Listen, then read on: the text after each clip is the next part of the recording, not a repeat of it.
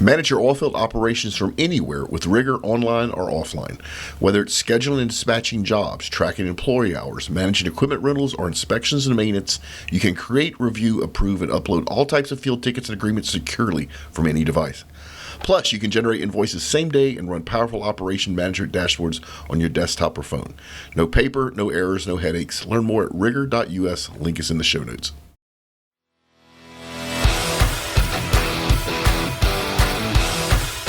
Welcome to the Oil and Gas Sales and Marketing Podcast, where every week your hosts Mark LaCour and Matt Bertram share proven strategies and real-world tactics to help you connect with customers and close more deals. Let's do this. All right, welcome back, everybody. Before we get into our guests, Matt, we got a review. All right. Yep, we got a 5-star, another great pod from OGGN. As a marketer in oil and gas, I find this podcast very valuable. Learning about sales from Mark has helped me become better at my job, and Matt has taught me a bunch about different marketing strategies and tactics. Highly recommend, and that's from Evander53 from the United States. So if you'd like to get a shout out like Evander53 from the United States, leave us a review. We'll happily read it on the air. And today we're super happy. We have Greg Crabtree on. He's actually sitting in Alabama. Welcome to the show, Greg. Hey, welcome. Thanks for having me. Yeah, and we were talking before we turned the mic on. You've been all over the world. You help companies from all different sizes figure out something which is very hard to figure out, which is sales compensation. And that's the whole subject of today's show. And so just right off the gate, Greg, what are the steps for setting up a good comp plan? Well, one of the phrases I'm known for is a man who aims at nothing hits it with amazing accuracy. So the first thing that we have to understand in the world of business is our work with simple numbers. I've written 2 books. Simple Numbers, Straight Talk, Big Profits was written in 2011. Simple Numbers 2.0, Rules for Smart Scaling was written in 2020. And in both of those books, we really highlight the fact that labor is an input and margin is an output. If you don't learn anything from today's podcast, I want you to understand those 2 concepts of labor is an input, gross margin is an output. I don't really give 2 hoots about revenue. Revenue is the first dollar that you do math with, but we have to become a margin-driven mindset, especially when it comes to sales and marketing activities. And then if you don't get focused and understand margin, you're really going to end up creating activity but have no accomplishment from that activity. And so once you understand what the target is for $1 of labor input going in, what is that margin output, then I can start to craft compensation. And compensation being, it comes in all flavors. I can have base compensation. I can have variable comp. I can have overall company performance kickers that go into it. I can do spiffs when certain activities happen. And so a lot of that comes back into no matter what the technique is that I choose to use, I cannot exceed the ratio of what is the dollars of gross margin that I need in the numerator for every $1 of labor that I put in the denominator. That all matters. And what we're good at is quantifying those things and helping people set those targets. I actually just got off a call with a client, that's a manufacturing company for their team overall. We have a target of gross margin relative to all labor in their business. We have a target for their sales team. We have a target for their management labor team. We have a target for their direct labor team. And the idea is across time, all of those separate types of labor will ebb and flow. Sometimes there is right now, for example, we're seeing increasing cost in direct labor that lowers ultimate margin, out of the business. And so therefore, I can't change that dynamic. And in many cases, as much as we push charging more, raising prices, there is a price that's too far for the market to say yes to. We're seeing a major trend across our client base that I've got to get more margin activity for my management labor, which includes the sales labor. So the sales team and the management team has to be pushing more margin throughput to the business right now to compensate for the biggest labor increases that we're seeing are the actual doers of whatever the direct labor is for the type of business, that you're dealing with, because those people are not plentiful and they're commanding a pretty strong salary. Yeah. Yeah. It's interesting in our industry in the fact that we touched about this a little bit earlier. There is a difference in the sales channel between the people that are order takers and the people actually go out and hunt for new business. And you brought up something I thought was fascinating, is the fact that you need to compensate those two differently. Absolutely. And the errors that we see when we go in and do a breakdown of a project to help people fix their compensation structure, the first thing I'm looking for is who's an order taker and who's a market maker. You see a lot of distortion through COVID where we had one client that we dramatically changed their sales team's comp structure. Prior to COVID, they were a sleepy little bit of outbound sales, but still a lot of order taking from a pretty consistent customer base for their product that they imported. And then COVID hits, and all of a sudden the phone's ringing off the hook that they started getting a different customer coming directly to them for their product. And all of a sudden, salespeople that were properly compensated at $100,000 a year for the job that they had were now making $300 by answering the phone. They didn't reach out to a single new customer. That just was inconsistent. But before we changed the comp plan, we had to prove that we could hire somebody for $65,000 a year and be just as successful answering the phone and taking that order. So over a course of 6 months, we proved that that was the case. Then we had to go to the salespeople and said, listen, you've kind of been given a gift of the market here. We've got to change your comp plan because this really isn't going to work. And all of those people have stayed. They knew it. Oh, wow. Yeah, amazing. They're still well compensated, but they're compensated more to market. And so this is kind of another overarching thing that when we talk about simple numbers philosophies, we believe in market pay. So you can't create a long-term sustainable business if you don't pay market pay that gets market performance. So I must have both of those things in alignment. I can cheat the market a little while with under market pay, but I'm not going to keep my good people, and I'm going to be the Oakland A's and have the lowest payroll in baseball, but I'm not even going to sniff the playoffs because even their Moneyball metrics can't work the way that they're currently doing. And so you get away with it every now and then. You have a little flash, but you're not going to be sustainable. You're not going to win championships. But there again, I can't just throw money at something and say, oh, well, now it's going to work. Well, if I don't get the output, I'm dead too. And it's getting those two things to work together is really what's critical. And then to throw the extra piece in there is, well, I have a contention to where, now I know there's people that'll listen to this podcast that are in the sales marketplace, and I'm going to hurt their feelings when I say this, but we really shouldn't say sales and marketing. We should say marketing and sales. And there's a reason why I say that, because last time I checked, marketing has always preceded a sale. It may have been the same person that marketed who then sold it, but if I want to be a purist about it, marketing has always preceded a sale. And if I can get those two things to play nicely together, which that's a tall order sometimes, but I've got to get my marketing function to work correctly to set things up, and then I got to get the sales function to scope and close and move on to the next thing. And once again, it's not a one-size-fits-all. We've got clients that are struggling that need a true, real salesperson that can go out and win a new customer with direct contact of some sort. They've got to bust down the walls and break through the barrier and get to that customer. And I'm telling you, that is one of the hardest hires that we're seeing in the marketplace right now. And to use the baseball analogy, in baseball, you shake a tree and out falls 9 gloves and 1 bat. And they will find a place for that bat to play, no matter how crummy of a fielder they are. Especially now that there's DH in both leagues, they become the DH. But in business, you shake a tree and outfall 9 operators and 1 salesperson. That's the disparity between effective sales. Now, if you find that person who truly is that great salesperson, you want to compensate them fairly. And like I said, more so appropriately for the market making. The order taking piece, I want to systematize. I want to put that into a process. Yeah, it's a little more of a high-end customer service role that you can do, but you're probably putting less variable compensation on that order taker than I am. I've got to put a variable comp, whether I want to or not, probably on the true market-making salesperson. And there's 10,000 ways you can design those, but there's a couple of parameters that you always want to stick to. Well, Greg, I got a ton of burning questions here. All right, fire away. I'd love to just hit you with at least one of them really quickly.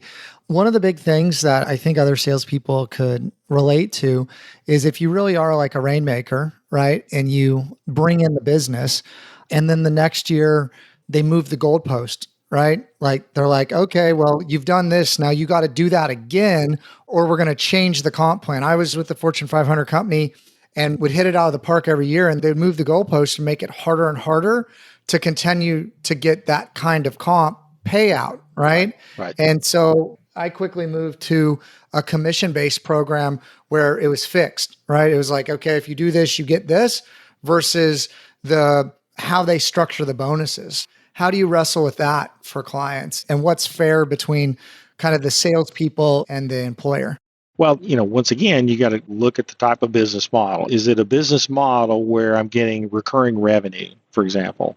So we have a lot of clients in the managed service provider IT space.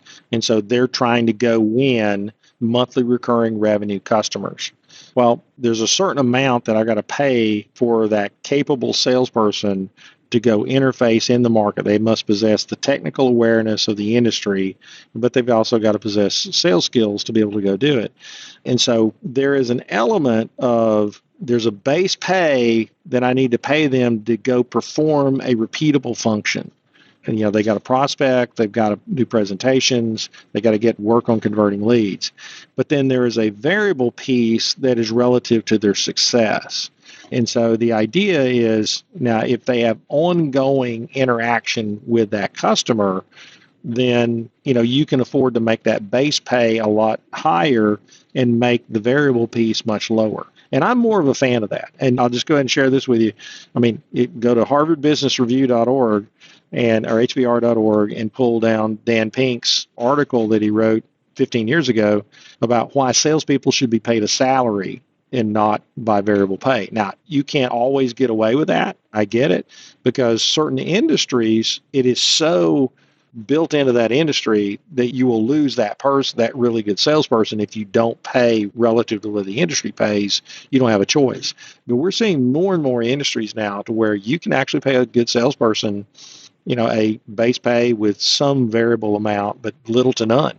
The client I just finished talking to, that's a manufacturing client, they went to fixed compensation for their sales team back in 2006, and they've done quite well. And they have a really stable sales force. And they're growing. They're one of my few clients that's actually growing in spite of the market at the moment because of that. So everybody wants to kind of pick and choose what they look at. That, yeah, you can hire a salesperson on a variable pay and you can have that little flash of brilliance, but is it sustainable?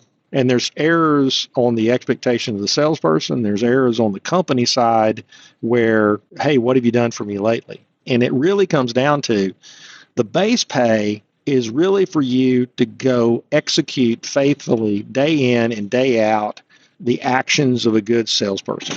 And we can all define those. It's not about whether or not did something happen, because many times what happens is you can be the best salesperson in the world.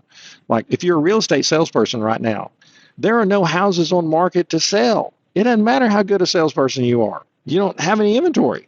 So what? But you got to go do the actions. And when that moment happens and there is a house to sell, you're the one that gets it. But you're well off of the heyday that you had during the low interest run, the past couple of years. And every industry has its kind of times like that. And so what I really kind of prefer to do is, like I said, here's the base pay for the function that I want you to reliably complete day in and day out. And I need you for the long term. I need you for the 5-year window of activity to do that. And then let's talk about the variable piece that is the measure of, it's not so much are you winning when the market is handing stuff out to you, are you winning when it's a tough market? And those are the times that I got to look at those two things differently. And you got to look at each situation. You got to look at the business that company's in. You got to look at how do you go acquire those customers. And like I said, there's 1,000 techniques. But I think our biggest error that we make as a company is we're trying to offload our risk onto that human. And I think that's just objectively wrong. I need a sales function even when the market is weak, because I need that good salesperson there when the market starts to come back. So unless I'm a dying industry, I'm really just cutting off my nose to spite my face to cut down that salesperson's compensation. And I need to build that into my base operating expense costs that I've got to cover. And I've got to have capital reserves to get through the downtimes and not lose my good people. But on the opposite side, that salesperson can't be so unrealistic to say, which plan do I want to sign up for? Because if I want the really high variable compensation, I got to live with a really low variable compensation. And I think a lot of that is we've had clients that had basically salespeople stick a gun to the client's head and say, I'm going to leave.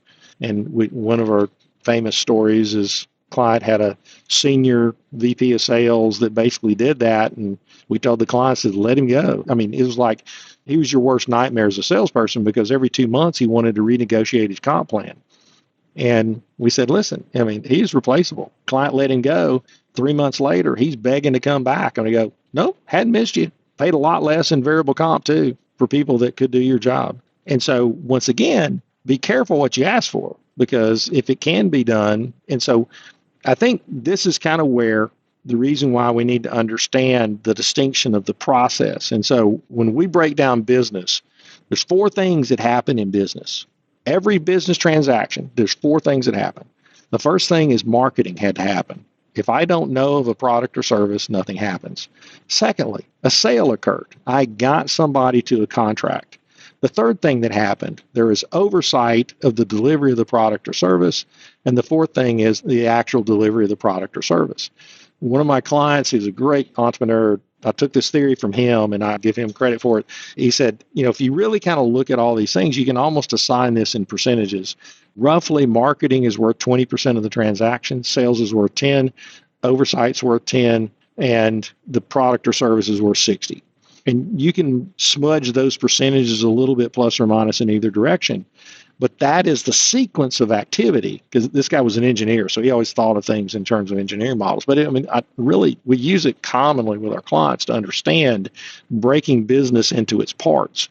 And so if I'm really good at marketing, I don't have to be as good at sales. And if I'm not good at marketing, I'm going to be really good at sales. I'm over relying on that human to fill a void of what my other weakness is. And then obviously, if you can't deliver the product or service timely, you're not going to stay in business. But there's tons of stories of great businesses that have great product and services that they just couldn't sell their way out of a paper bag if they had to. Yeah, we see it all the time. So Greg, like marketing is to generate that demand, maybe generate some inbound calls, right? And talking about the versus maybe sales might be more outbound, right? So why would you break those percentages, 20% marketing and 10% sales? Like, can you go into that a little bit more? Well, because in a lot of cases, is that sale actually outbound? I mean, that sale could be an inbound, like if you look at the tech sector, tech sectors highly use BDRs, business development reps, is that marketing. They're trying to get through the wall, but they're not the person who's actually they're just warming up the customer to hand them over to a salesperson that has the technical expertise to scope the technical nature of the need and get it to a closing from that regard. But when you're living in an environment where it is getting harder and harder to break through or get across the moat to get into the castle, to talk to anybody. I mean, we live in a world now that sales is probably at its peak of business ever, of resistance of people being sold to. And yet they need to be sold to. And so the marketing piece to warm up a customer and deliver a qualified lead has really elevated in its value and diminished, because used to what we would call a business development person, what I call that Cro-Magnon selling. I'm a human that I've shoved marketing and sales into one human, and they market to you and sell to you. But it takes human to human contact, and they just go human to human until they get a win. And that's not very leverageable. It's not very efficient. But in some industries, that's all you got. It's the only way it can be done. And those people would have to be super highly compensated, because here's the other aspect of it. This current generation, they don't like those jobs. They don't want to do those jobs. So with a declining pool of available salespeople, guess what the world of the free market says? they start to go up in value. And I have to find a way to recover that cost in my sales cost and my margin, to be able to deploy that. So, Greg, I want to kind of bring you back just a little bit. This has all been fantastic. By the way, you made a whole bunch of friends when you put marketing in front of sales, but you also pissed a whole bunch of people off. You did both at the same time. That's right, yeah. Which we love. When you do this a lot, and I've said it publicly, and I've written about it publicly, it is what it is. So, a lot of our listeners are senior people in Fortune 500, Fortune 100 companies, large enterprise that's had the same sales and marketing culture for 100 years. And to your point, things have changed a lot in that world. So is there a handful of mistakes that you see companies make over and over again that you can kind of talk about to let people be aware of those gotcha moments? Well, I would go back to what I said at the beginning. The mistake is I'm not drawing the distinct relationship of margin needed as my numerator and comp available to be spent to generate that margin. We tend to think in terms of activity rather than the leveraging of $1 of labor to create more than $1 of margin is how business creates success. And too many times, I think as people create either initiatives in an area or even maintenance of an activity that's still ongoing, we lose sight of what is that correct ratio that we've got to maintain that is the picture of success. And so until I know what the picture of success looks like, I'm just throwing spaghetti on the wall and see if it sticks. And that to me is the biggest mistake because, like I said, there's 1,000 ways to calculate, variable structures. And I went to this conference one time that we got to spend a day with the guys at Dell in their small business department and talk to them about their sales structure. And now there's things that Dell has done over the years that I'm not a huge fan they of. have the big thing that you ring the bell or like they have all kinds of things. That's a pretty hardcore sales structure. I have it is, but in the SMB area though, the sales VP, he was saying, listen, I got people that are 80% base and 20% commission, and I got people that are 20% base and 80% commission. I said, we'll flex it relative to how that person works. And it's like, that's pretty insightful because, and this goes back to Dan Pink's article that I talk about, and we've got to understand the human motivation. And trust me, a lot of my very high incentive-based sales clients, they have become painfully aware of what we call the belly full moment. Every highly commissioned salesperson has a moment that you can throw more at them all you want to, and you're just going to lose more money because their belly's full. That's as far as they're going to go. And it's human nature. And we're facing a secondary thing, as I said earlier, that there's Zoomers that are coming into the workforce. They don't want this job no matter how much it pays. And so you got a different problem to solve in that. And so once again, it is set the targeting mechanisms first. And I cannot stress this enough. It ain't about revenue. Matter of fact, we recommend everybody needs to put a swear jar in your office. And every time somebody says the word sales or revenue, they got to put $1 in the swear jar, maybe even $5. And they can only say the words margin. Margin is the only thing that matters. And so that's the first thing. And so if I understand the relationship of margin to sales dollars, then it's just, I got to look under the hood of that human and say, what is it that makes that person tick? There's a great behavioral economic study on cab drivers in New York City. And one of the fields of study I love is behavioral economics. And so it's how do you take human behavior and deal with economic situations? Because we do not always do what's in our best interest. And these cab drivers would rent their cab for a 12-hour shift. Invariably, they would sit in their cab for a full day on a slow fare day, but on a good fare day, they'd quit at 2 o'clock. That makes no sense whatsoever. Guess what? Salespeople that make $500,000 a year do the exact same thing. It's human nature. And if you do not create systems and processes to understand that human that you're dealing with, to get them to move around it or accept that as a limitation that you can't change, you're just going to end up throwing more dollars at it. One of my IT hardware guys, he just kept throwing more dollars. And it's like, his salespeople said, I need more leads. So he hired BDRs. Well, that's an operating expense that I said, well, did you raise your gross margin target because you're now handing them leads that they didn't have to go get? No, they complain. You can't run a viable business model if you don't recoup the cost that you had to spend, and you got to change the target. And until you understand those competitive barriers, you're just in a downward spiral, in making it work.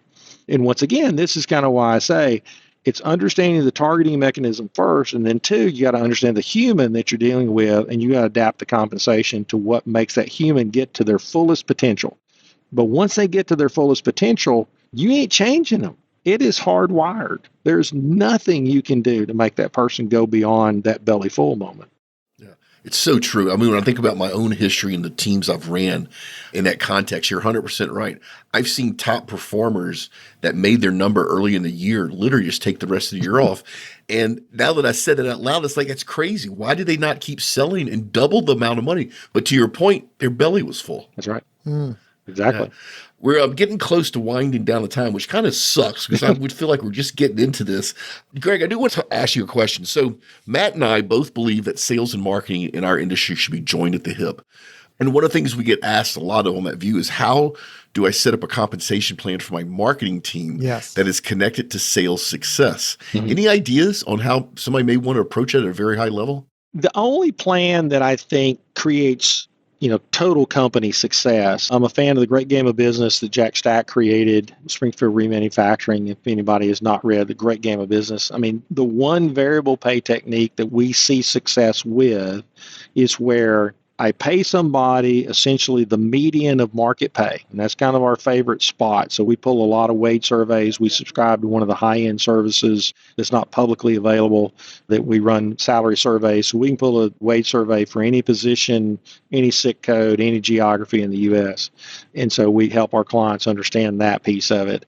But then the idea being that if the company hits their contribution margin, or what you guys would probably call gross profit. So after direct labor, after gross margin, what is that, what we call the output of the business engine? I don't really care about net income because corporate can make decisions about net income. They can spend money out of the operating expense budget for this year that has nothing to do with the current year. And so basing bonuses off of net income is a really sloppy technique. So we like it off of pure margin creation. If management can't manage the expenses relative to margin, it's their problem. And we look at these triggers, and what Great Game of Business kind of came up with, that we've mimicked their process. We look at that as the critical number that you base it off of. And so there's levels of attainment. And so if we hit the target, I get a 10 to 15% bonus of my base pay. If we beat the target, it ramps up. Usually it'll cap out somewhere at no more than 20% of your base pay. But the idea being, what I'm not a fan of is giving away a cut of margin to somebody. Because what I've done is granted an annuity, and this is especially for monthly recurring revenue kind of businesses, that if I start paying commissions relative to gross margin, then I basically lowered my overall margin. And what I really want to do is say, here's a base pay for the actions I need you to do. Here's what success looks like at this level. Here's what success looks like at this level. And your success bonuses are relative to your base pay. And that is actually easier for a person to think and measure their success, because I can show them on the wage scale that you're in the 50th percentile with your base pay. We hit this bonus, you're now in the 75th percentile of the market. That's success. And I love it. To me, that is more relative to how you understand success, rather than, hey, I'm trying to hit a moonshot. Yeah, I won the lottery, but it's not relative and it can't be repeated. And if it can't be repeated, everything's just out of sync, and you can't be sustainable as a business that way. It's also very simple to understand. In my past, I've had comp plans that I needed somebody else to explain to me, which was not a good comp. No, it's not. No, it's not. Yeah. But many of them are. I went in and did this project for a car dealership one time, and they brought me this 2 D-ring binders of sheets. And I go, what's this? Is, well, this is everybody's comp plan. Literally every stinking employee in the whole dealership had a different comp plan. It took their controller 2 days every quarter to actually figure out what everybody's bonus was. Crazy. That is just insane. Inefficient. Yeah. So, Greg, we got to get out of here, but this has been super helpful. Obviously, you know what the heck you're talking about. If anybody in our audience want to get in touch with you because they need some help, what's the best way for them to do that? Best way, certainly email greg.crabtree@simplenumberscri.com. So that's my email address. I'm out there on LinkedIn, so you can certainly connect with me there. The book website of my two books, the easiest website that'll link you over to it is simplenumbers.me. And so that'll get you over to but we've got some free tools and some stuff we've done some of our recorded podcasts and some of those things. You can look at some of our free content there, but those would be the two best ways. I'm probably the easiest person in the world to find because there's not too many people named Greg Crabtree. Or if you search on Greg Crabtree or Simple Numbers, you'll find me. Yeah, and folks, as always, we'll have the links in the show notes, so just scroll left or right, depending if you're on iOS, on Android, to get Greg's information. So speaking of contact information, as always, Matt's and I's social links are in the show notes as well. Matt and I are still working on the Insiders group. Stay tuned for that. It looks like we're going to end up launching probably first quarter of next year, but we're taking our time to make sure we do this right. The reviews have now been moved to its own review site, review podcast called 5 Stars or Under. That's going to launch in 2 weeks. Greg, it was wonderful having you on the show. I literally could have had this conversation for another 3 hours. Thank you so much for joining us. Anytime. Happy to come back. All right, Matt, ready to get out of here? Let's do it. Remember, make a difference and not a sale. Check us out next week for another enriching and cheeky episode of Oil and Gas Sales and Marketing Podcast, a production of the Oil and Gas Global Network. Learn more at OGGN.com.